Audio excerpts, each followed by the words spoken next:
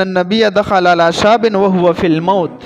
اغزوان چې د مرګ علامات په ظاهرو قریب الموت، نبی علیہ الصلوۃ والسلام اخوال رالو نو وی فرمایل کیف تجدک، څنګه حال محسوسه همانه د مرګ علامات. نو اغزوان یو خولي جمله ویلا ارجو الله یا رسول الله واخاف ذنوبی، زه د الله نه ډیر خو امید لرم په دې حال کې، خو د خپل ګناهونو په وجه ته یریږم. ګناهونه مې هم داسې دي چې یره محسوسوم، خو الله نه خو امید ساتم. نبی علیہ السلام او فرمایل چې په دغه حال کې انسان د الله نه څه امید لري، اعطاه الله، الله ولا غور کوي.